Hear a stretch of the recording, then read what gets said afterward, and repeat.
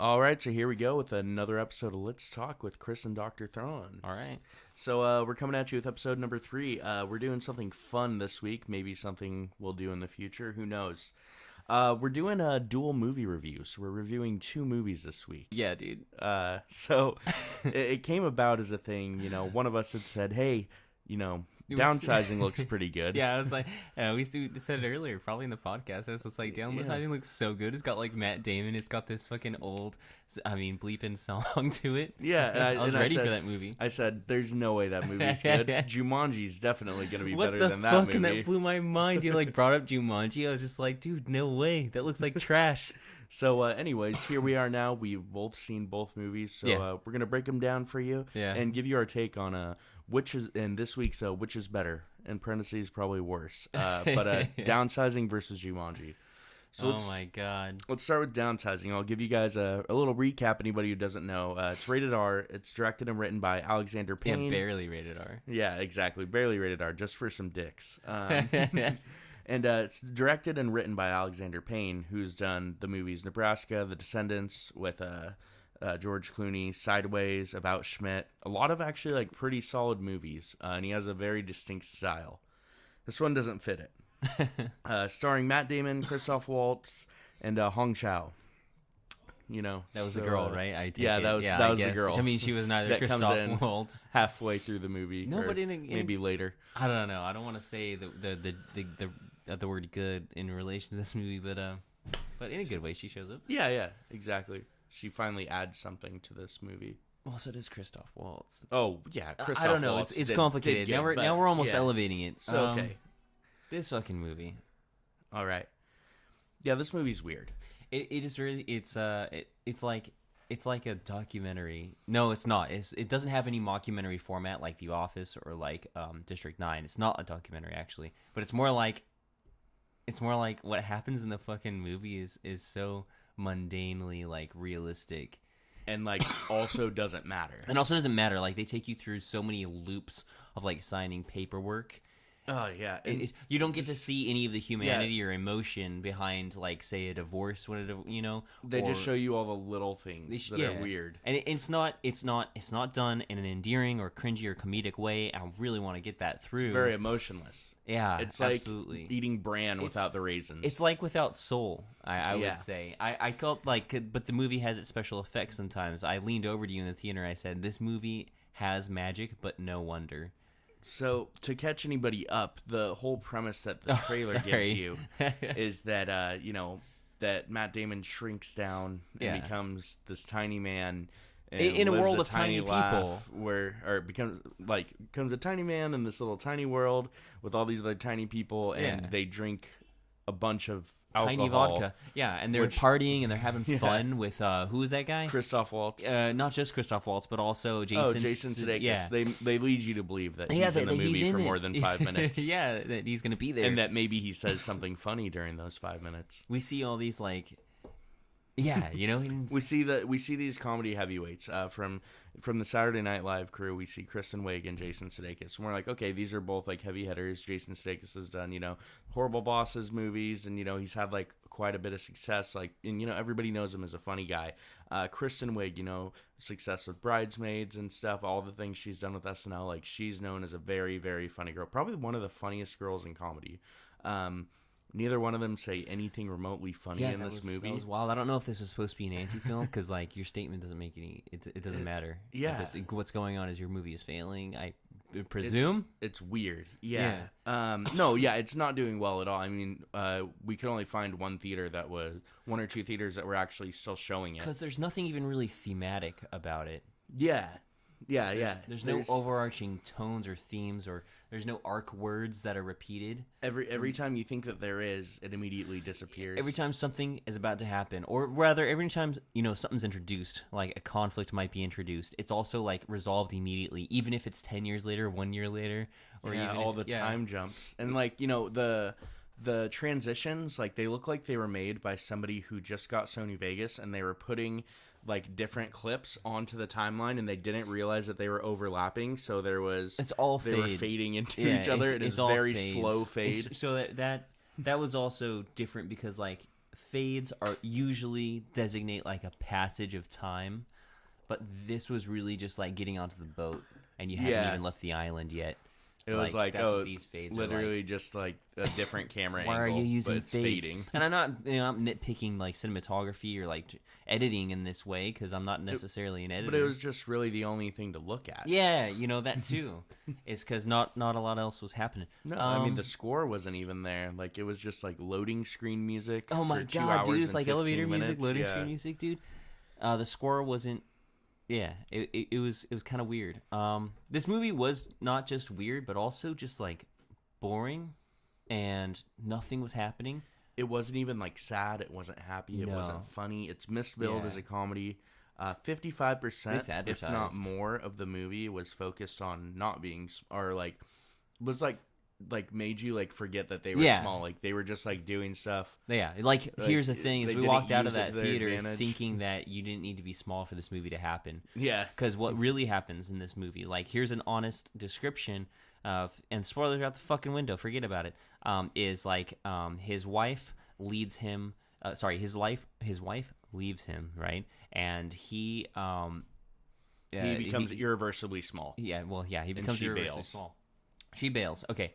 That's why she leaves him, but more importantly, like his mother has died. He is an occupational therapist. His wife leaves him.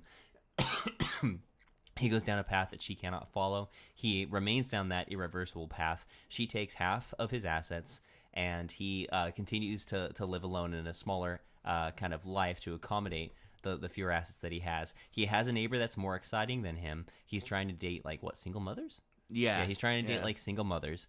He eventually meets a woman who may or may not be taking advantage of him, but a really bossy, pushy woman who's definitely below his status. Yeah, or I don't know. I hate to say that like class. No, it was a class thing. But they talked about it in the movie.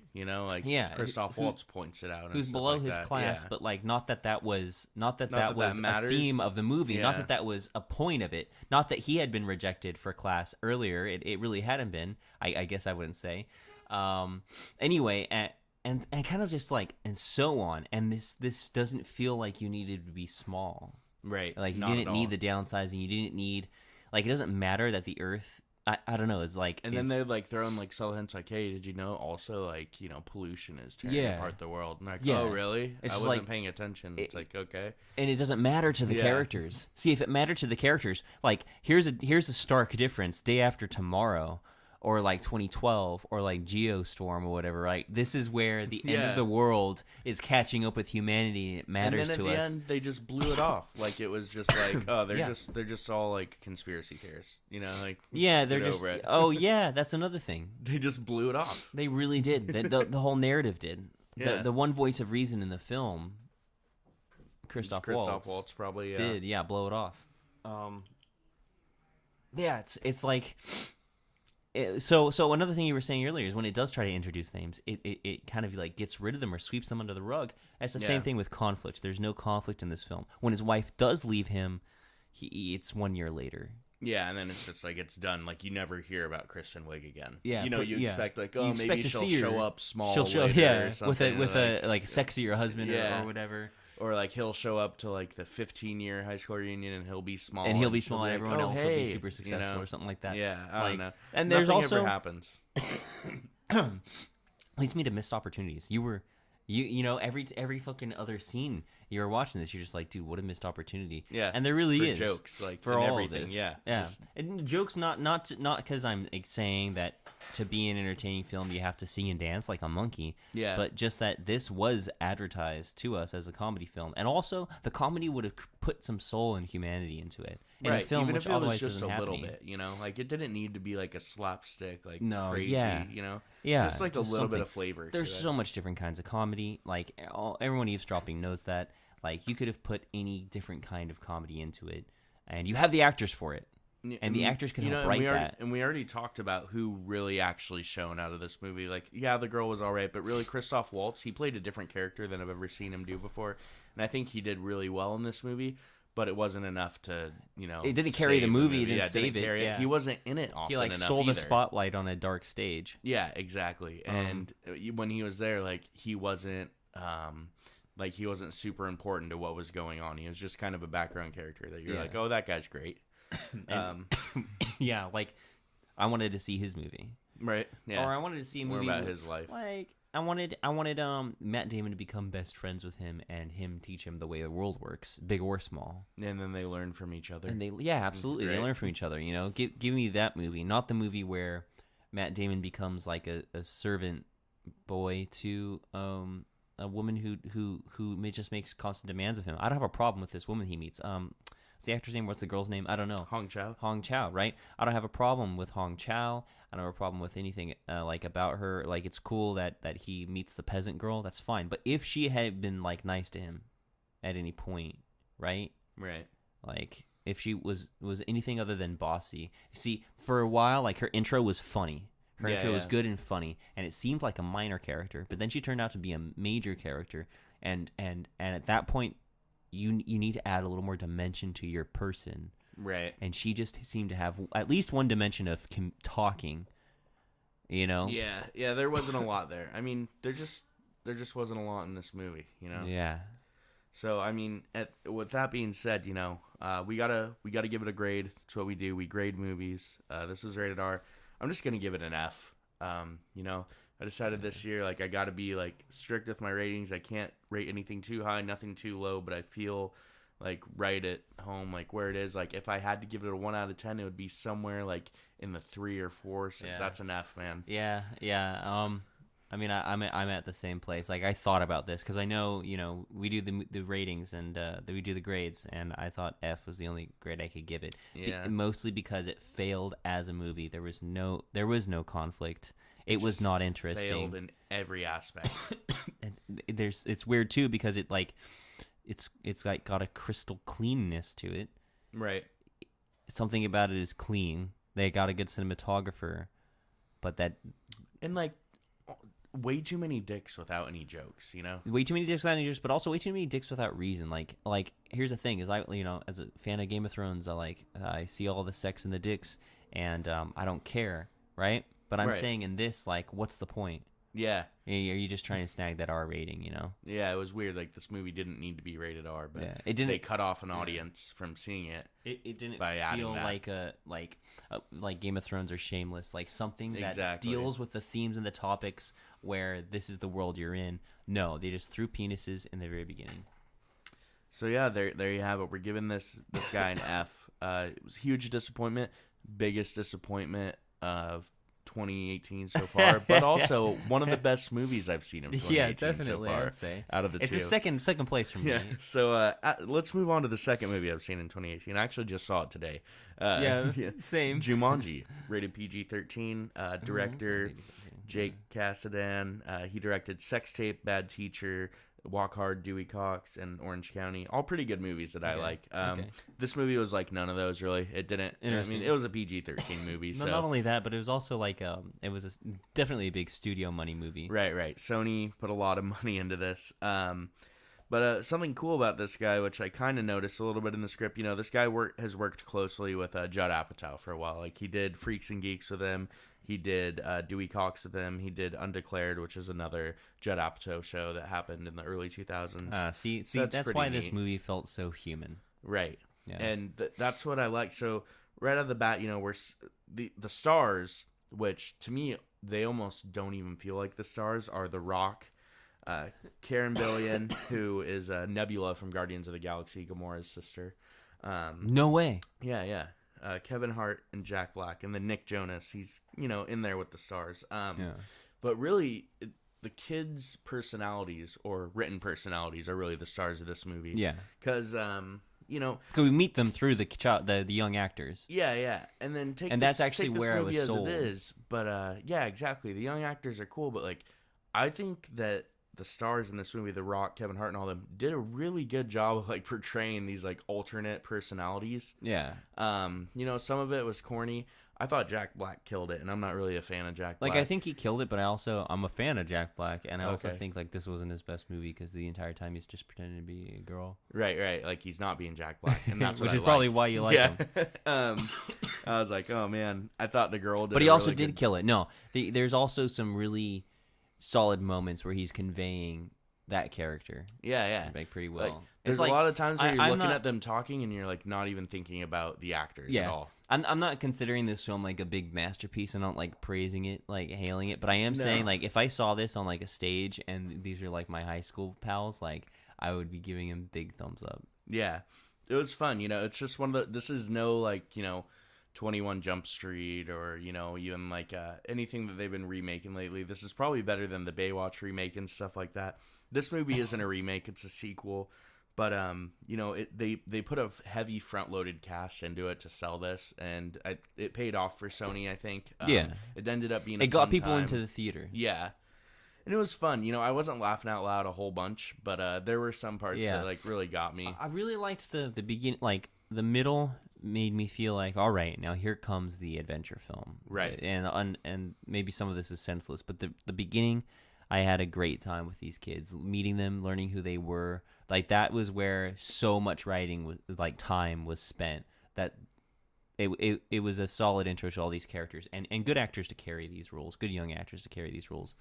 I really like the intro. I'll be honest, when I was first watching it, I saw those today, but like the first couple minutes, I thought, oh shit, the kid gets sucked right into the game. That's it. That's it. Now we're an hour in the game now. Now we're in Jumanji, yeah. That's what I thought was going to happen. I thought like his pals are going to just come find the game and get sucked into, and there's going to be no intro. But I was really glad for the long intro to the 4 kids that we got. Yeah, they did a good job, and it gave Sony a chance to, like show that Sony exists with all the PlayStation posters in the kids' room, and like he's playing PS4. They all have Sony phones. I was really surprised that the video game console they were using was not a PlayStation 1 with all the Sony product placement in that movie. But that was just, I they needed something to smash, and right. I don't think they could have smashed a PlayStation at the end of the fucking film. Yeah, but yeah, it was.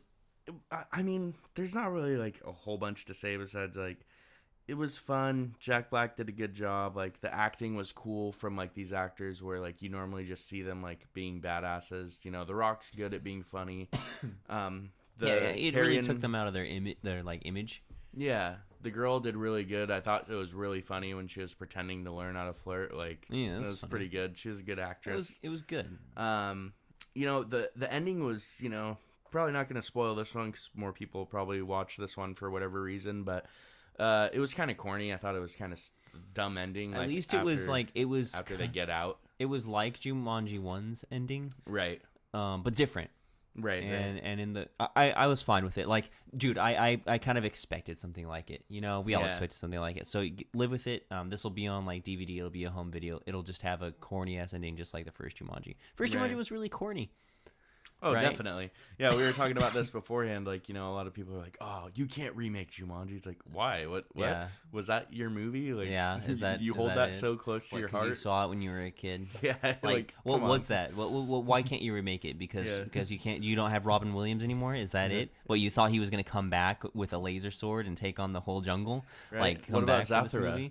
All right, yeah, Wasn't sure. that like the same thing? Yeah, I'm not saying you liked it, but okay. Yeah, right. We're debating imaginary people. I haven't seen the Reddit posts yet, but I'm still anticipating the salt. Exactly. So I haven't read any Reddit reviews, so I haven't decided my grade for it yet. No.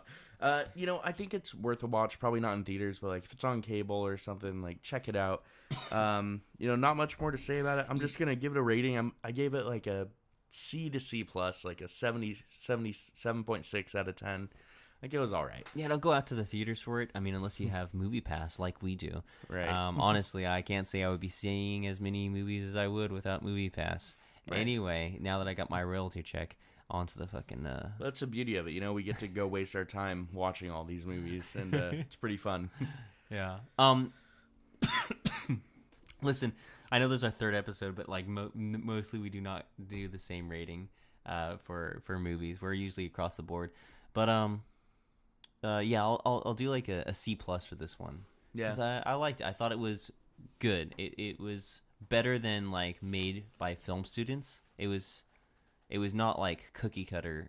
It was just like it was all right. It was better than we expected. That's the big thing. It was a solid adventure flick. It was better than Downsizing, which is what this fight came down to. Oh, yeah, dude. Yeah. So, I think we find our fucking conclusion, though. We have a winner. Jumanji wins. It's got soul. It's got humanity. It's got conflict. It's Honestly, got a what story. couldn't win against Downsizing at this point? Yeah, I didn't know that Downsizing was going to be so bad. It was like vanilla Yeah. paste. It was Yeah, like yeah, flour yeah. paste as a It'll be- movie. I can't wait to talk about this movie again in like 12 months when we start Yeah, when we bringing up, determine what's the what the yeah. worst movies of the year were. Yeah, I hopefully hope this nothing's wins, worse. you know? Hopefully nothing is worse than Downsizing. Hey, if we just got the worst out of the way, great. Yeah, the great dude. Yeah. 2018 is a lot of promising things for us ahead. Anyway, there's our reviews. Yeah, there you have it. Go check these movies out if you got a movie pass. If not, skip one of them and check the other one out on cable. So before we go, I just want to give a shout out this week. Games Done Quick is going on, so check that out on Twitch all week long. They've been doing speed runs of your favorite childhood games, and they're raising money for Prevent Cancer Foundation, which is great. They've raised money for Doctors Without Borders before. Every year they do it twice a year. They raise well over $1 million a year. It's great, and it's really fun to watch. Cool. Go ahead and do that. Follow us on Twitter at Chris and Dr.Thrawn. Tweet at us. Say ridiculous stuff. We'll say ridiculous stuff back. It's fun. Hey, remember, like and subscribe this page. Leave us some feedback in the comment section. Anything you want to add or anything you'd like to hear us talk about. And once again, dude, we wouldn't be able to do this without Movie Pass, so that's pretty solid. Get yourself a Movie Pass. It's like $10 a month. That's less than the price of a movie ticket these days. If you want to be checking out as many movies as us. Anyway, thanks for eavesdropping. This has been Dr. Thrawn. And Chris. But also, you want to check out our other episodes this week, by the way, where we're going to talk about VR video games, and we're going to rank our favorite Star Wars movies while drunk. All right.